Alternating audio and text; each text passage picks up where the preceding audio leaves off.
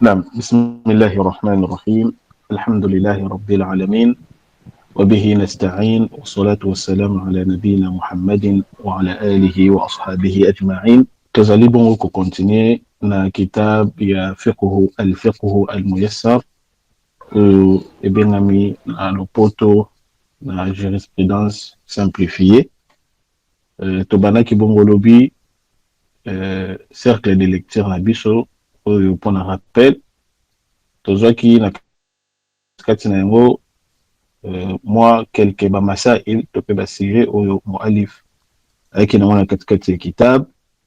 Tobandaki na définition ya siyam, après toyoleka na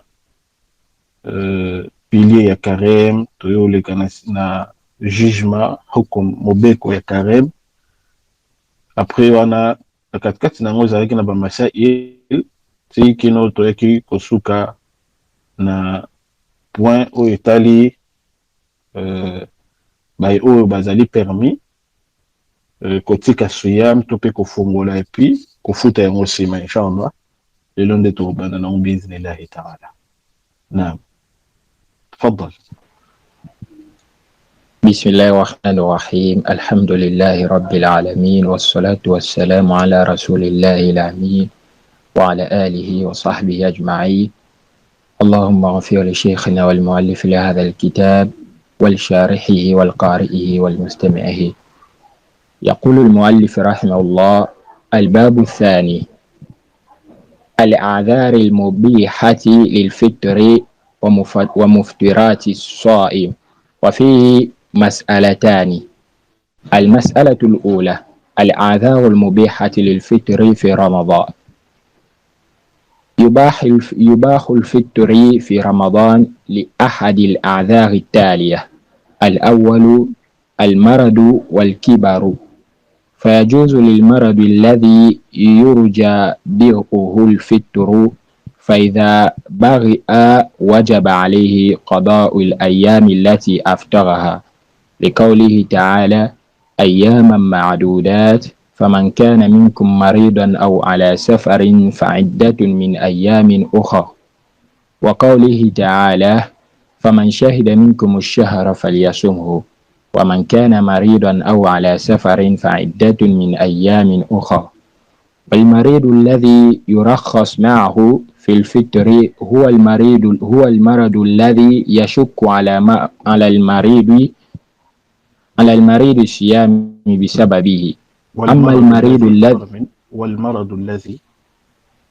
والمرض الذي يرخص معه في الفطر هو المرض الذي يشك على المريض الصيام بسببه.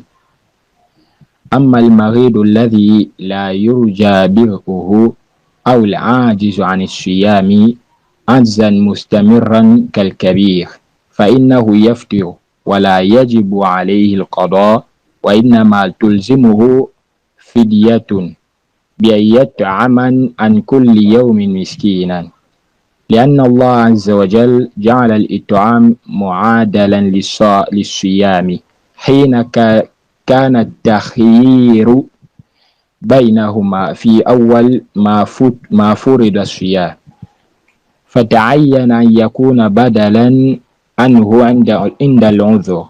يقول الإمام البخاري رحمه الله: أما الشيخ الكبير إذا لم يتق صيامه فقد أطعم أنس بعدما كبر عاما أو عامين عن كل يوم مسكينة.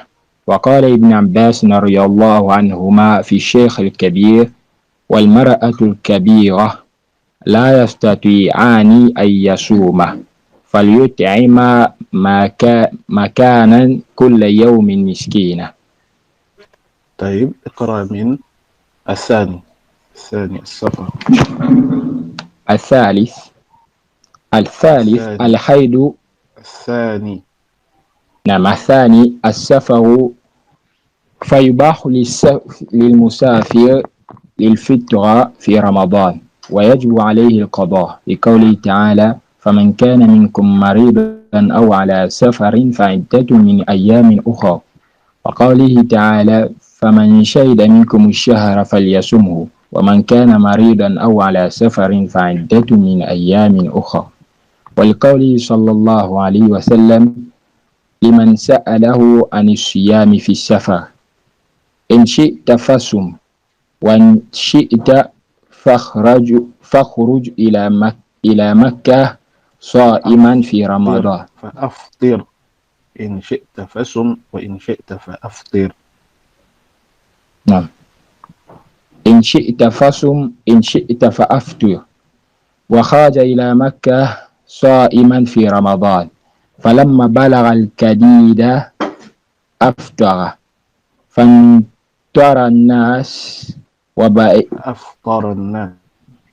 فأفطر الناس ويباح الفطر في السفر الطويل الذي يباح فيه قصر الصلاة، وهو ما يقدر ب48 ميلا، أي حوالي 80 كيلومتر.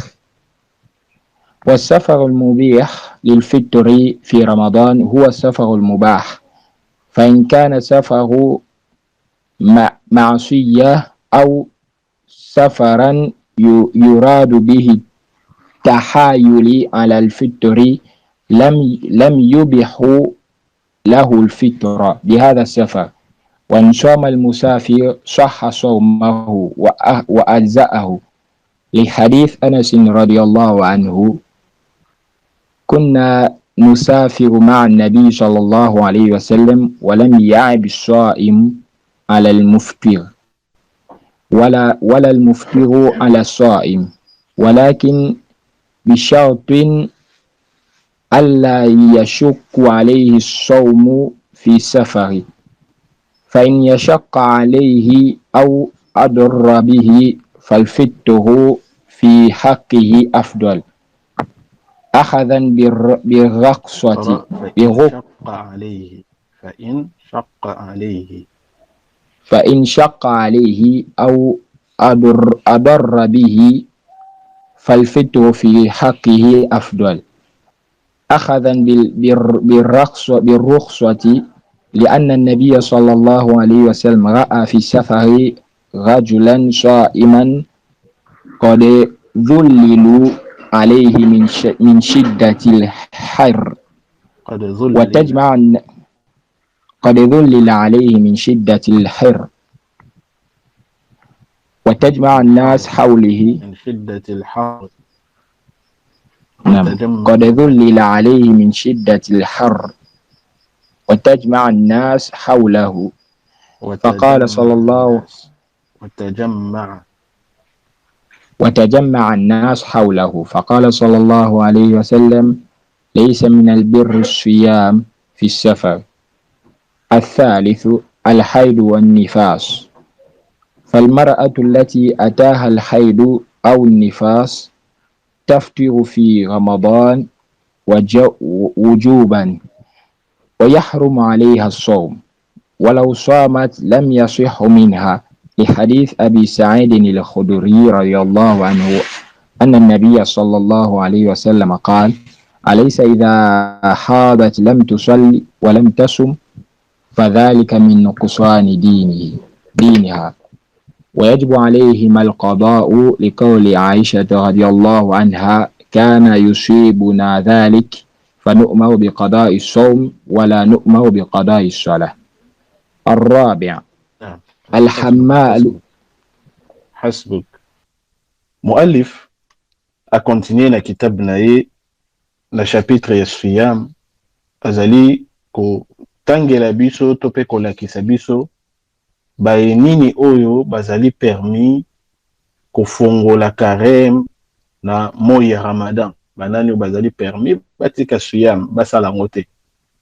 Ya liboso atangeli biso maladi to kibobange, mutu maladi to mutu oyo akomi mobange, bango bazali permis ya kufongola siyam na moi ya Ramadan.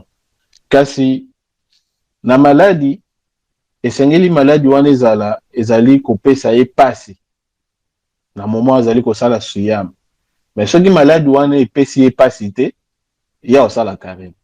Donc maladie oyo ezali kopesa moto oyo azali kobela pasi soki asali suyam na ye ndenge azali kobela kopesa ye pasi ye afongola suyam.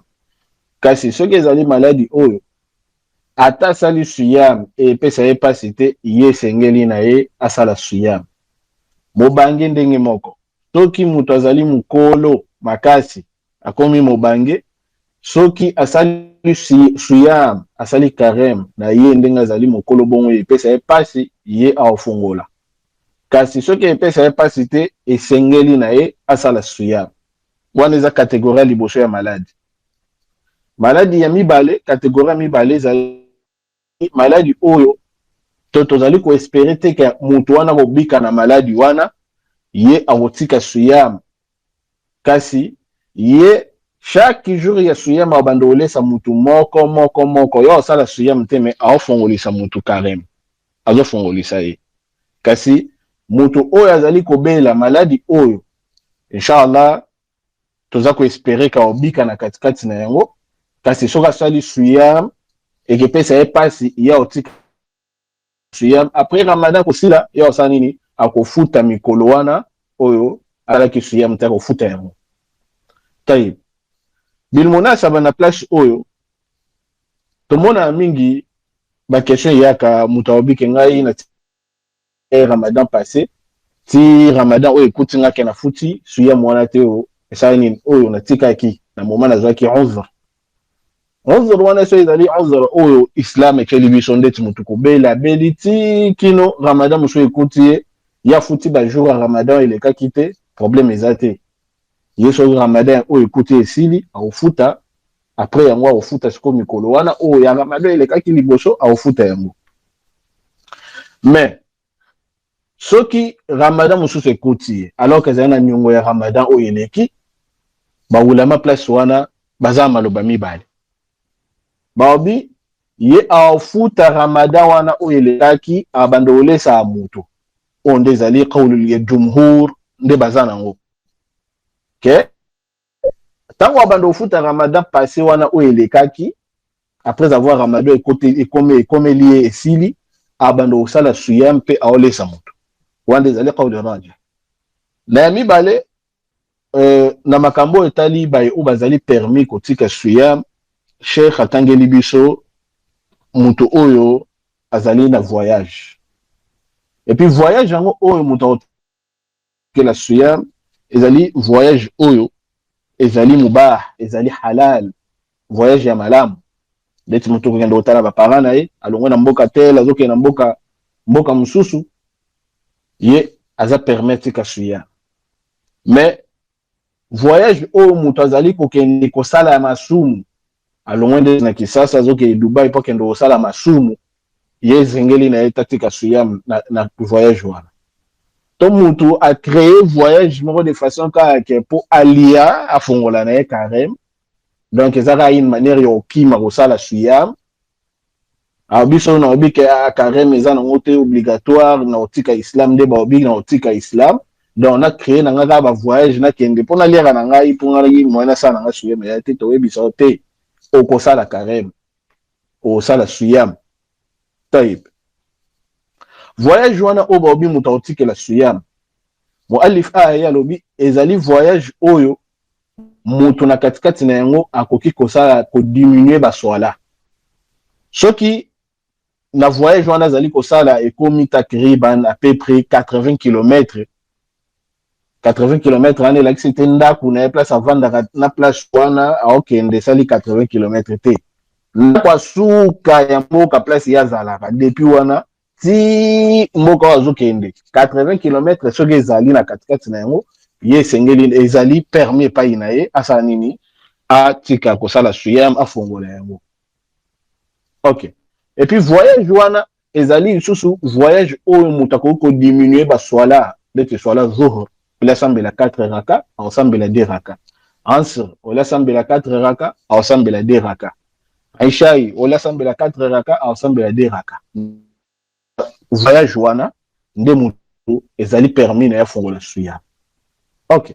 Mualifa yesusu na sujet mususu kana katikati na yango aobi soki mutu asali suyam na voyage na ye wana suyam na ye ezali sahih soki mpe atiki na ye kosala suyam wana na voyage oyo ezali ya halal ezali mubah aokende kosala makambo ya malamu aokende oyiba bato te aokende kosala mabe te ezali permis na ye asala suyam eza mpe permis na ye atika na ye kosala suyam kasi so kareme esili asala nini afuti mikolo oyo afongolaki na katikati na yango muallif aprécisele biso lisusu malamu ke soki mutu azali kosala voyage azali kosala voyage eke na katikati na yango azali na mashaka azali na badifficulté ezokomela ye na voyage wana aza na donc esengi kaka fongola suyam ye so abobira yanga na kosala kaka carême place wana toyebisa ye fongola carême esengeli nez obligatoire epai na ye fongola suyam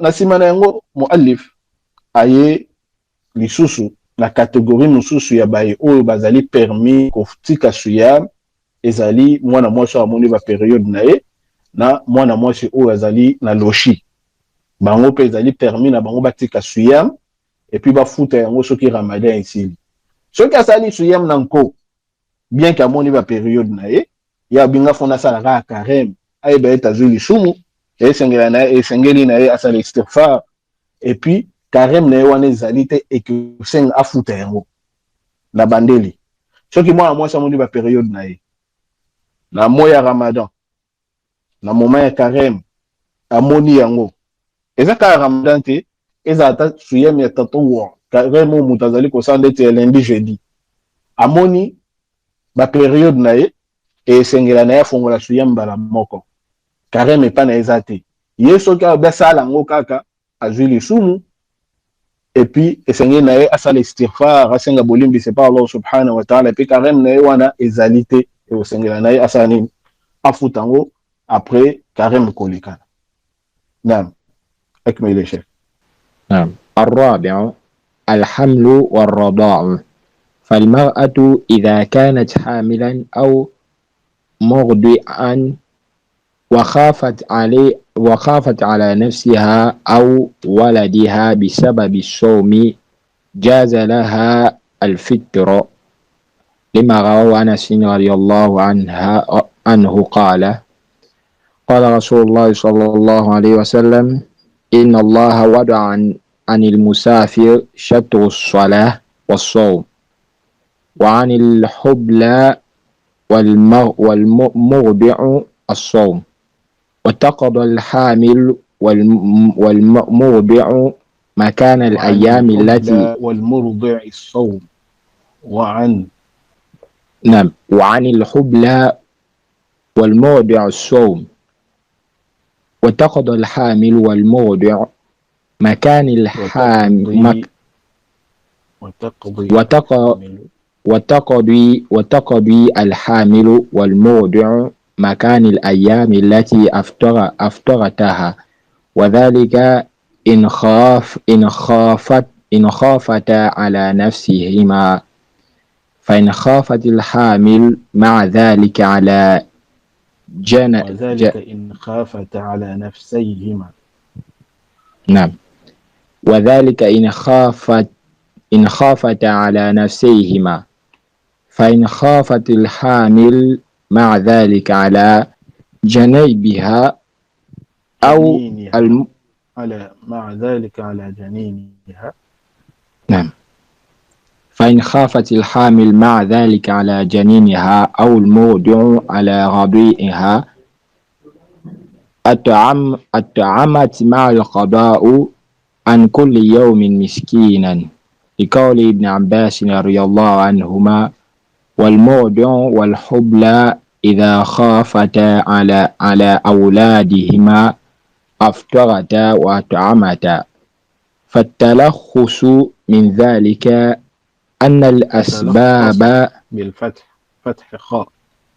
فتلخص من ذلك أن الأسباب المبيحة للفطر 4: السفر والمرض والحيض والنفاس والخوف من الهلاك كما في الحامل والمرضع. نعم حسب muallif ya kitab a continuer na ba catégorie ya baye oyo bazali permis kofongola carême. Aye na 4e catégorie abi moto oyo mwana mwasi oyo azali enceinte o azali na zemi na mwana mwasi oyo azali komelisa mwana. Bango bazali pe permis kotika suya na moya ya Ramadan.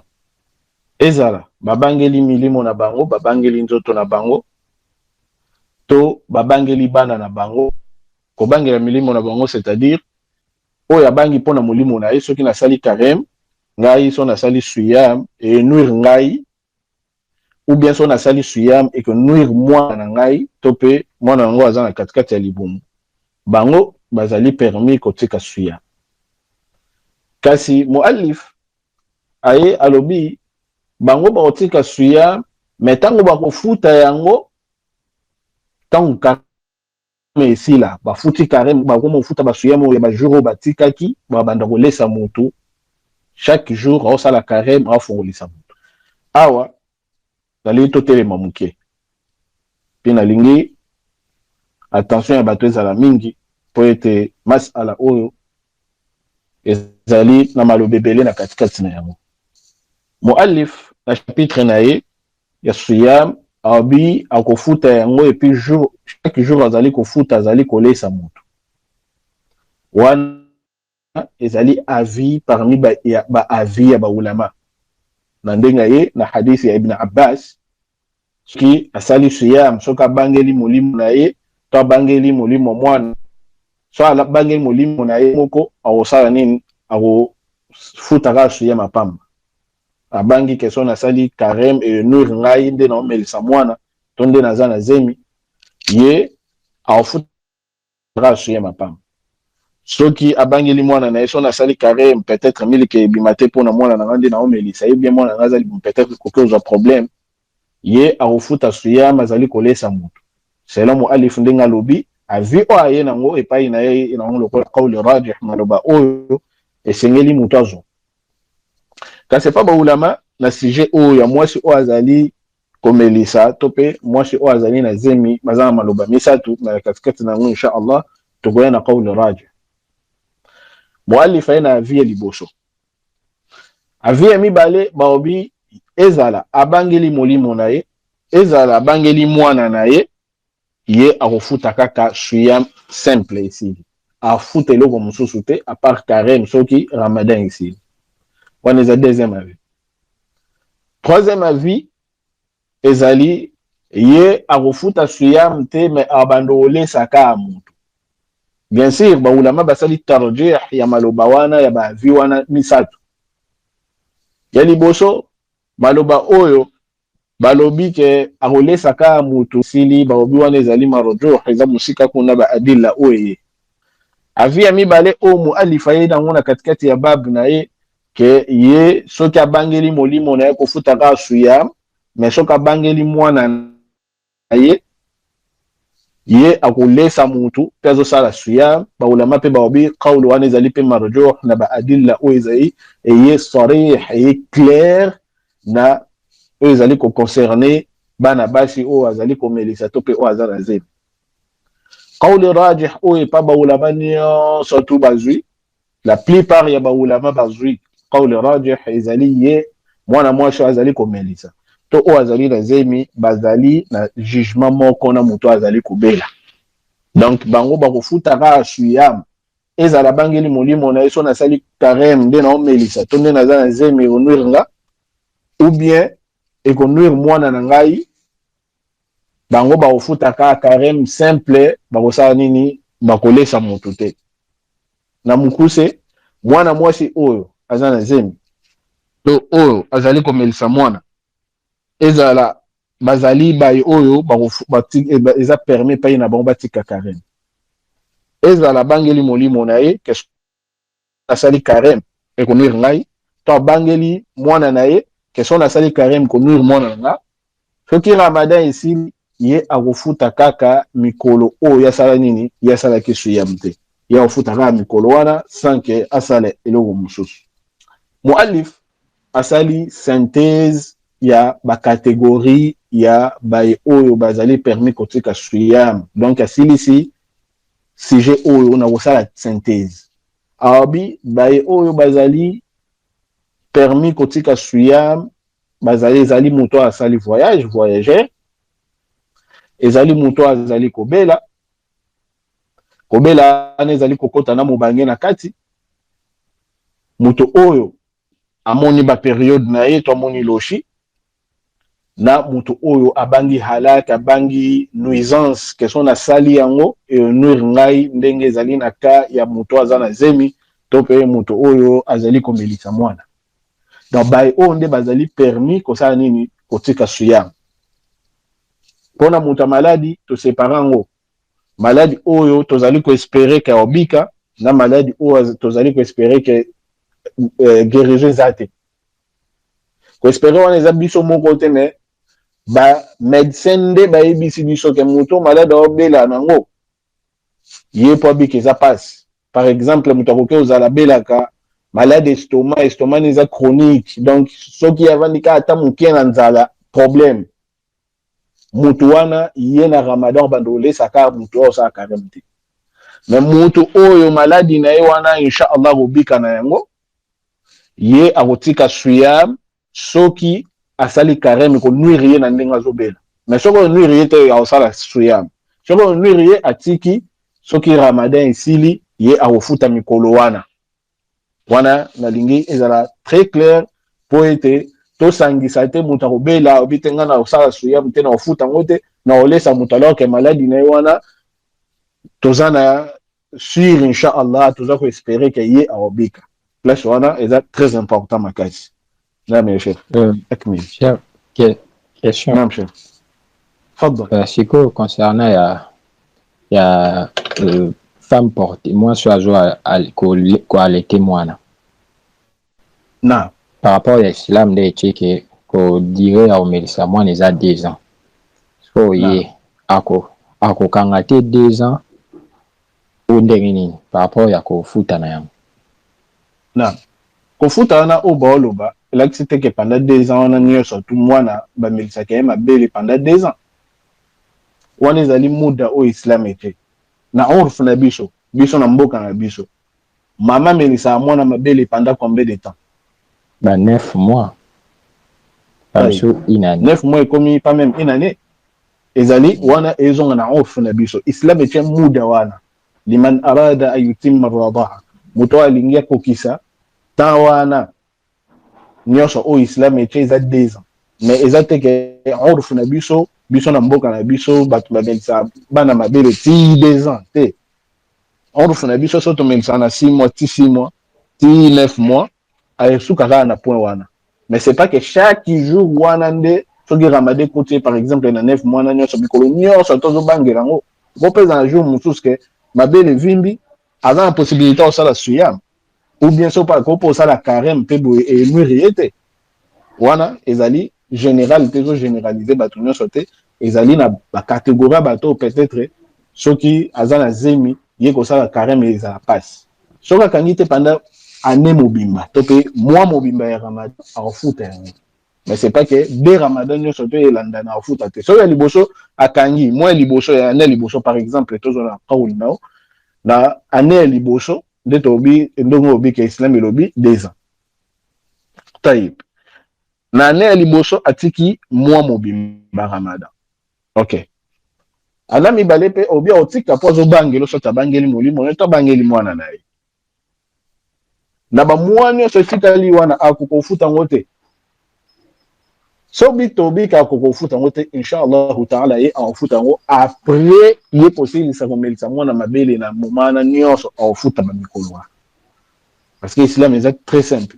Mais wana ezali muda bache mais ezali kozonga toujours na urfu na biso. Question ezali لا. تفضل. نعم. المسألة الثانية مفطرات الصائم، وهي الأشياء التي تفسد على الصائم صومه وتفطره. ويفطر الصائم بفعل أحد الأمور التالية: الأول الأكل أو الشرب عمدا، لقوله تعالى: وكلوا واشربوا حتى يتبين لكم الخيط الأبيض من الخيط الأسود من الفجر ثم أتموا الصيام إلى الليل. فقد بينت الآيات أنه لا يباح للصائم الأكل والشرب بعد طلوع الفجر حتى الليل. الآية ليست آيات بل آية. فقد بينت الآية أنه لا يباح للصائم الأكل والشرب بعد طلوع الفجر حتى الليل غروب الشمس. أما من أكل أو شرب ناسيا فصيامه صحيح، ويجوز عليه الإمساك إذا تذكر أو ذكر أنه ويجب عليه الإمساك إذا تذكر أو ذكر أنه صائم، لقوله صلى الله عليه وسلم: من نسي وهو صائم فأكل أو شرب فليتم صومه فإنما أطعمه الله وسقاه. ويفسد الصائم نعم صومه. بس يا شيخ. نعم. ويجب عليه الإمساك إذا تذكر أو ذكر أنه صائم، لقوله صلى الله عليه وسلم: من نسي وهو صائم فأكل أو شرب فليتم صومه فإنما أطعمه الله وسقاه. ويفسد الصوم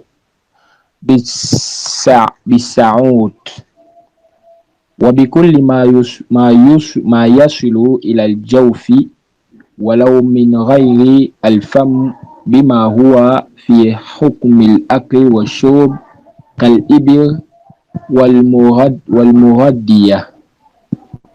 الثاني الجماع كالإبر المغذية. الثاني الجماع يبطل الصيام بالجماع، فمن جامع وهو صائم بطل صيامه وعليه التوبة. فمن جامع وهو صائم بطل صيامه وعليه التوبة والاستغفار وقضاء اليوم الذي جامع فيه، وعليه مع القضاء كفارة، وهي عتق رقبة، فإن لم يجد صائم شهرين متتابعين. عتق الرقبة. وهي عتق رقبة، فإن لم يجد عتق رقبة.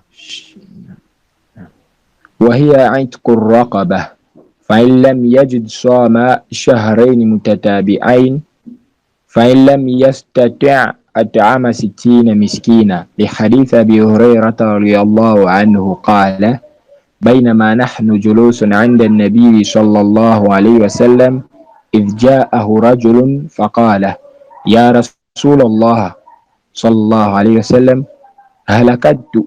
فقال: ما لكم؟ هلكت. فقال: ما لكم؟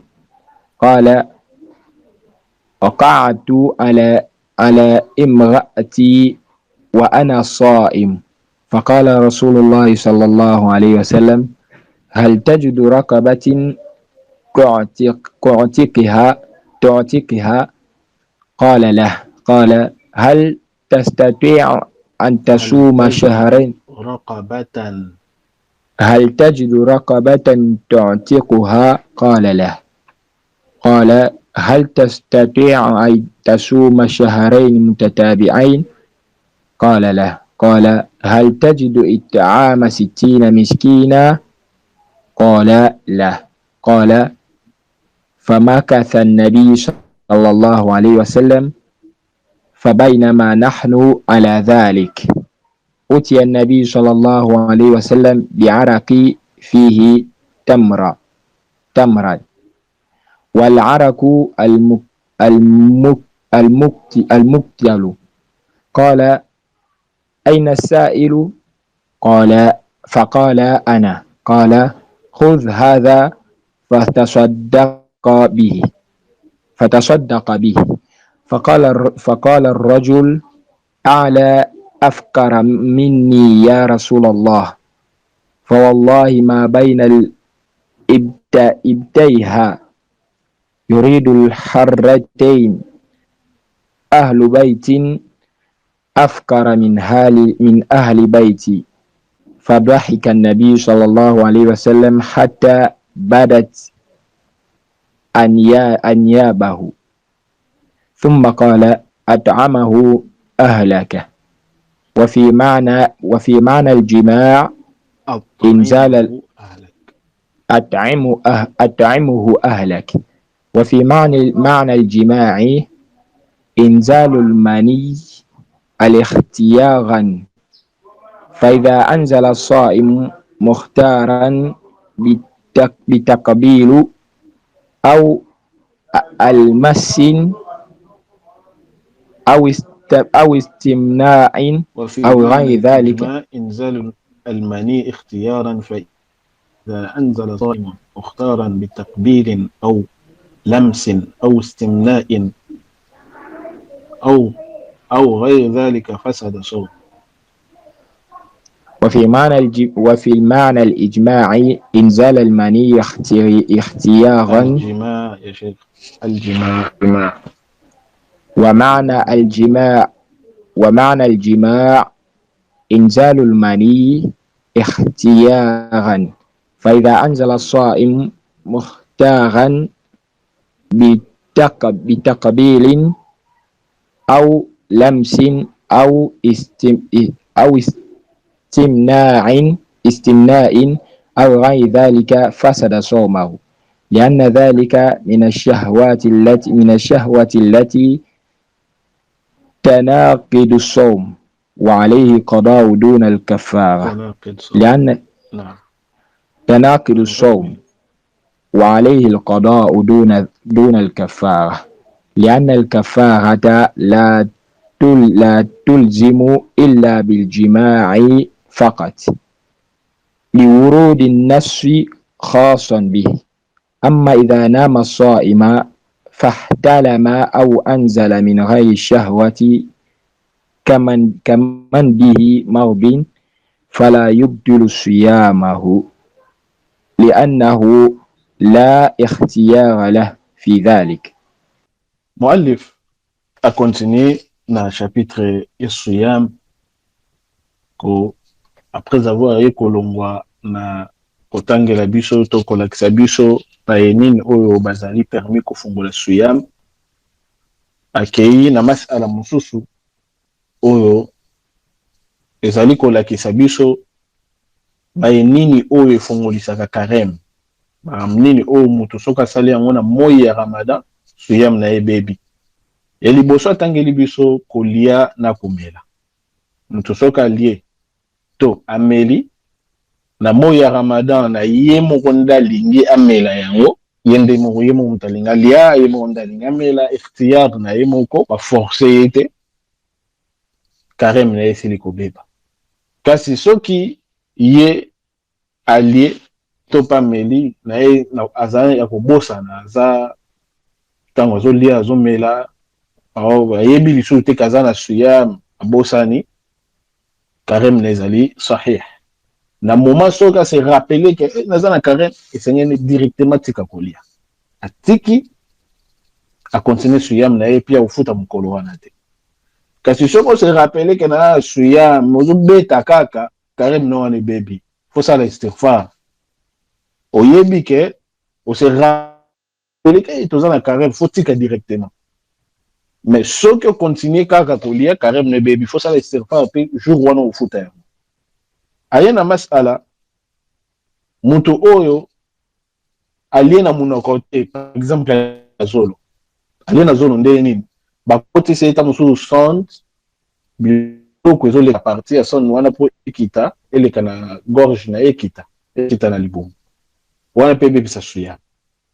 Apesa exemple ndeti mutu bapesi ye tonga wana eza na vitamine, parce que baulama baobi batu mosusu omona azobela malade aobela azolia te moali eza te, mais baopesa ye batonga ya vitamine oyo ezali ko renforcer ye nini nzoto ezope makasi na nzoto na moma azobela wana mazoli ate mwali ezate me bapesa ba vitamine oyo sanini et renforcer donc wana ezali ko beba suya tay nasima na yango muallifa ye na elo mususu oyo ezali ko bebisa suya yango ezali mwasi na mobali kosangana to pe kosala rapport sexuel na moyi ya Ramadan ezali ko bebisa suyam na bango to pe na moya ya suyam soki ezali suyam toto o ka mutazali ko sala e be si suyam ne kasi ya ofuta farate mais na Ramadan so sangi na moya ya Ramadan ye esengeli na ye esengeli na bango mibale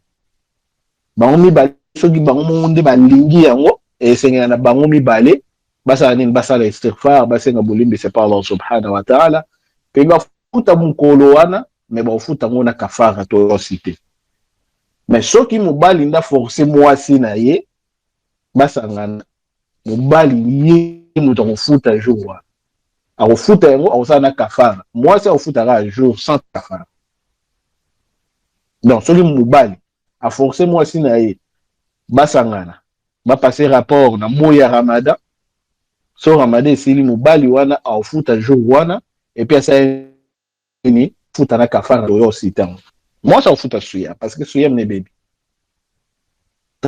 de même que so pe moi mwasi ni tasali yango mais so bale basali yango bango bale balingi basala yango bango mibale bafuta pe ka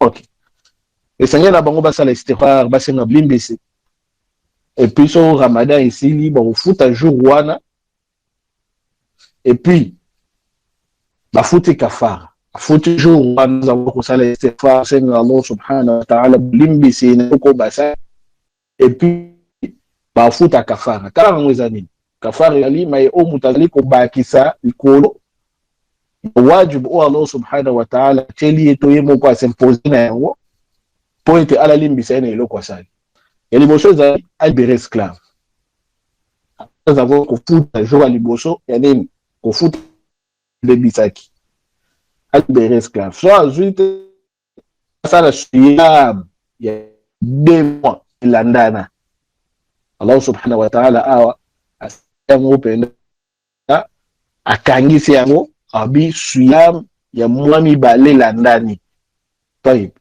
kwa banyango ebandela mois et que mois neza 29 jours to le calendrier islamique mois na mususu endi ezali 30 jours au 59 jours mais soit banyango katikati ya mois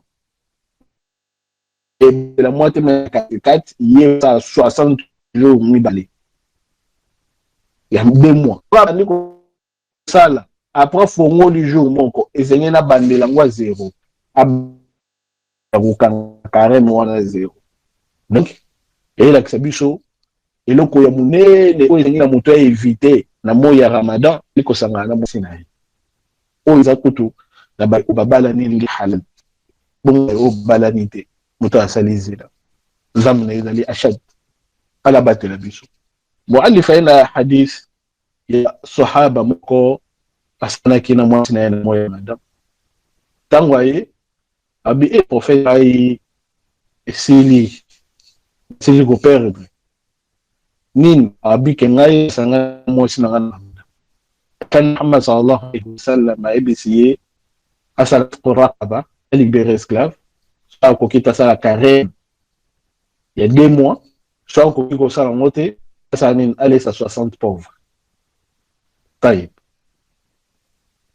mutu aropona te makambwana misa du prophète sallallahu alayhi wa sallam sitabi ngana osna sa 60 pauvres te il faut banana liboso ya liboso so possibilité na tala biso iza ya so ko sala suyam aobela ti maladi oyo ezali kopeki aye asala suyam makasi akoko sala yango esenye ni obligatoire parce que oyo eza anton Allah subhanahu wa ta'ala so kosi biso to sala ka hukum na ko na yo na zahir o to mon so kosi Allah subhanahu wa ta'ala makosa ka kena ko ngote ala yebiso ko koka ubi okoka te so ko okoka te esenye le sa 60 pauvres olesa bango soit olambeli bango loso, soit fufu, soit biloko oyo kayo kokolesa bango olesi bango. Mais na nyonso wana so po okoka osala ngo te, yo oza eloko osala te, ozali na eloko ya osala te. Na donc sens ya jima to pe kosangana na mwasi ezaka ateke mutasangana na mwasi shekha ye alobi isusu ezali mutu abimisa sperme na ye na ye monde mutalingi yango. Par exemple azali kotala basi to kobeta masolo to ko réfléchir na makambo oyo esalake ebimisisa ye nini ba sperme. Donc na point oyo na otira attention mingi esengeli na biso topona banani oyo esengeli na biso tolekisa na bango Ramadan. Tomaye nini oyo esengeli na ngai nalekisa nango mwa ya Ramadan oyo ezali koya. Est-ce que nalekisa ngo liboso ba film, liboso ba série, liboso ya ba majali ya ba assise ya batu tozobeta masolo ezanga tina, tozobeta masolo oyo eza na sens te. Na olekisa ngo na coin ya veni pona talaka batu nyonso bazali koleka. To na olekisa ngo na nani? Ya jamaa siyam oyo ezali kokomela oyo ebite soki yaka lisusu ane wana. Esengeli na obatela yango makasi, yeba ete eza pilier ya Islam. Zala kobatela karem na yo pona baenini oyo esengeli nozala na bango mondimi azalaka kaka na bato baza pembeni baza bandimi. Parce que bango bato bakotinda wana malamu bapekisio na mabe. Mais kasi lelo omona mondimi ye kangama ne kaka na bato moko boye oyo bazali kotinda nini bazali kotinda nini na malamu et puis so bazali kosala mabe bango baza ko encourager ole bapekisa elani. Mondimi esengeli na kangama na bawulama azana ba majalis ndeti na Ramadan boye ba sheikh bazali kocha ba majalis ebele ya ilmu. Azana na place oyo bazali kotangisa bato. Azala koyekola al-Quran, Ramadan ezali sanza ya Quran. Ayekola kotanga Quran. Azala kosala zikr, azala kosala misala ya malamu.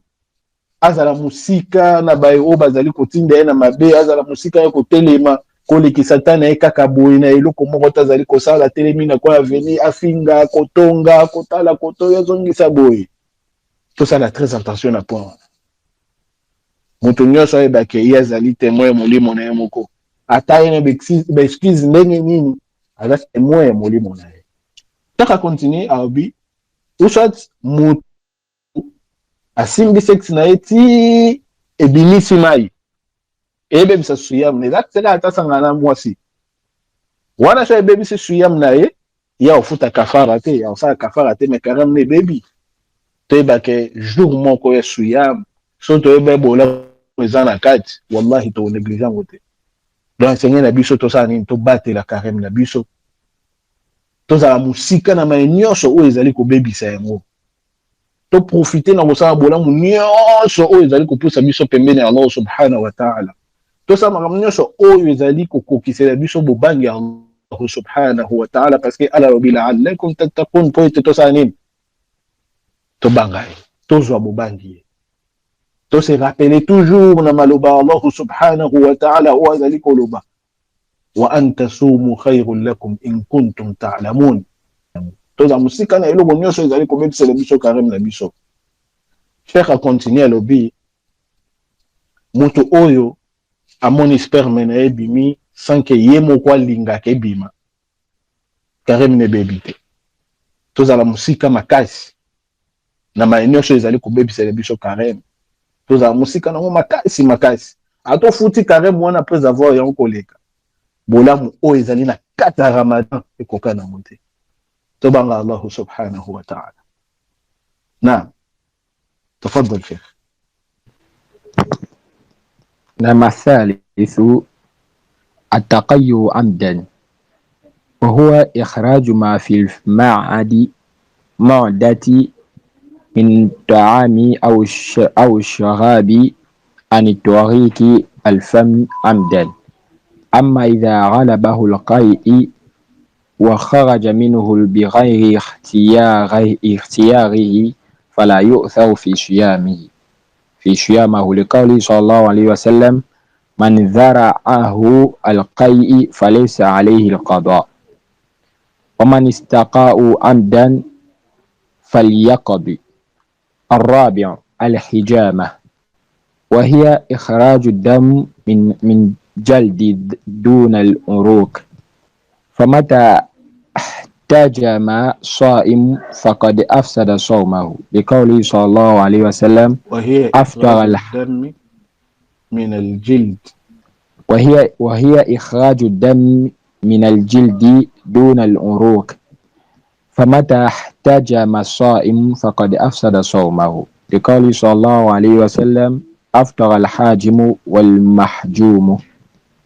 وكذا يفسد صوم الحاجم أيضا، إلا إذا حجمه بآلات منفصلة ولم يحتج إلى مص الدم، فإنه والله أعلم لا يفطر. وفي معنى الحجامة إخراج الدم بالفصد، وإخراجه من أجل التبرع به. أما خروج الدم بالخرج أو قلع الضرس أو الغعاف فلا يضر، لأنه ليس بحجامة ولا في معناها. الخامس الخروج الدم الحيض والنفاس، فمتى رأت المرأة دم الحيض أو النفاس. الخامس خروج الدم الحيض والنفاس، فمتى رأت. الخامس خرج الدم الحيض والنفاس، خروج الدم الحيض والنفاس، فمتى رأت المرأة دم الحيض أو النفاس أفطرت، فوجب عليها القضاء، لقال صلى الله عليه وسلم في المرأة أليس إذا حاضت لم تصلي ولم تصم. السادس نية الفطر، فمن نوى الفطر قبل وقت الإفطار وهو صائم بطل صيامه، فإن لم يتناول مفطرا فإن النية أحد ركن الصيام، فإذا اعتقدها قاصد الفطر ومتعامدا له انتقض صيامه. السابع الردة، لمنافتها للعبادة، ولقوله تعالى لئن أشركت ليحبطن عملك. نعم حسب. المؤلف continue kotangisa biso mayenini oyo esengeli na biso tozala mosika na yango, pamba te soki tosali yango na mwa ya carême ezali kobebisela biso suyami na biso. Akontinue obi kosanza mutu, kosanza volontairement ye moko créer yango po asanza. Et puis makambo oyo Cheikh azali kotangela biso awa eza mutu osala yango eza kaka mutu oyo aza ayebi valeur ya suyami te. Mutu ye moko provoquer kosanza mpona kaka fongola suyami. Donc so provoquer kosanza yo moko volontairement suyami na ebebi. Mais soki ye yango moko, par exemple mutu akoki oza komi na banyama ebele na libumu esali ye no zendeti kosanza, soki asanzi wana eza ye mo te nde mutu aprovoke yango. Donc eloko nyonso faire nyonso oyo ozali kosala po ete obimisa baye oyo nyonso eza na katikati ya libumu obimisa yango volontairement ezali kobebisa suyami na yango. Ne atangeli biso hijama oyo babengaka mingi médecine prophétique, oyo bataka zoto muke likolo ya poso muke bazwi verre moko, bato mosusu bataka mwa moto na kati, bato mosusu bataka alcool, atie yango na kati, atie likolo ya place asali yo po ete ebenda makila ya salite ebimisa. Awa cheikh ye nango alors que na bamadhahib nyonso eka baulama ebele baobi yango ebebisa asuyam te, kasi Imam Ahmad ibn Hanbal ite yango parmi biloko ebebisa asuyam. Donc elakisi te ke lokola ye moko nde aye yango, elakisi te ke yango eza parmi biloko ebebisa asuyam, parce que na hadith oyo ezali sahih ke bien que la mosusu baobi eza na problème na isnad nango, mais pas na ye na silsila ye nango ezali sahih, baulama ebele mpe batie yango ezali qawlu rajih to mpe hadith wana ezali sahih. Yango cheikh asika yango ke ezali kosala kobebisa siyam yo soko osali mutu ijama to mpo mutu oyo asiri ijama ezali kobebisa ye. Abi eloko mpe kota na katikati na sens yango ezali mutu soki ndeko na ye nde makila esili na moya ya ramadan baza na besoin makila obimisi makila opesa ndeko na yo osali acte ya malamu mpo sauve ye, mais cheikh awa aye nango abi yango mpe ezali kokota na sens ya hijama to mpe ezali kobebisa siyam. Kasi awa okuta kote mosusu baulama mosusu bayebisi yo esa siyam, kasi ye nango selon mazhab ya Imam Ahmad ibn Hanbal rahimahullah ta'ala.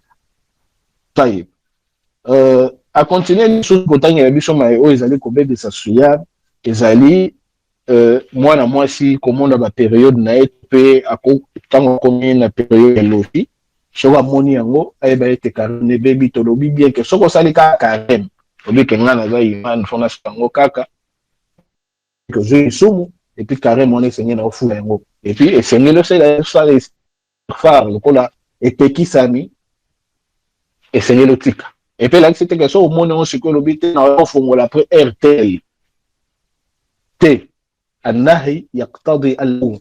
Donc eloko islam epekisi esengeli directement tika yango elakisi te kotika yango so nde tomona na 9h obi te nga na ofungola ata 15h mpona osala ata demi te na moment wana carême no directement ebebi.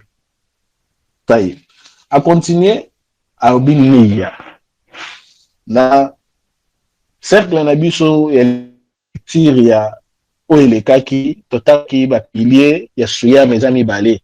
Ya liboso ezali imsak mutu alia te aza musika na mai nyonso ezali kosala nini kobebisa siyam na ye.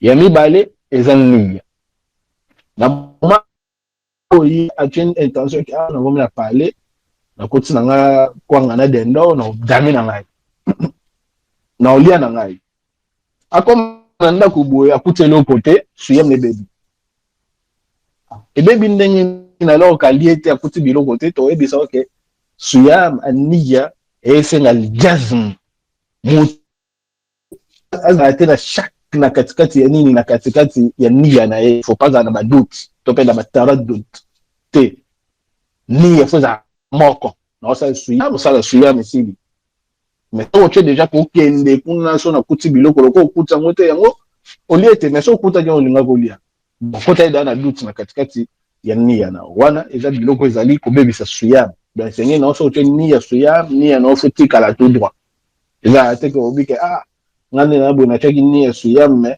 nakanisa so nakomi na parler so nakuti na nga damage na kolia na nga apres nafuta koki okosala kola na obela. Donc islam to mpe ndenge etieli biso parmi susu basagesse oyo eza na katikati ya siyam ezali tarbiya ya nafs. Donc éducation ya molimo ya mutu aza koapprendre azala mutu aza honnête honnêteté wana ezali na kokuta molimo na ye moko aza honnête nenko tokosala ngo biso toyebi te honnêteté wana islam ezali kotangisa oke mutu esengeli na ye aza honnête mpona molimo na ye moko. Donc esengeli na biso ntango tosala niya na biso ya siyam tosala yango ezala niya moko ezala mosala na badoute na katikati na yango mpe sukisi na mai oyo ezali kobebisa siyam atangi arida mokolo wa islam kotika islam kombe na biso tobimaka islam sanke koyeba mutu abima na islam kala ayebi te kabima ya islam. Donc mutu so asali rida longo na islam siyam na ebebi ala tia biso mosika ya modele ya bato. Allahu taala a'lam. وصلى الله على نبينا محمد وعلى آله وأصحابه أجمعين. سبحانك اللهم وبحمدك أشهد أن لا إله إلا أنت، نستغفرك ونتوب إليك.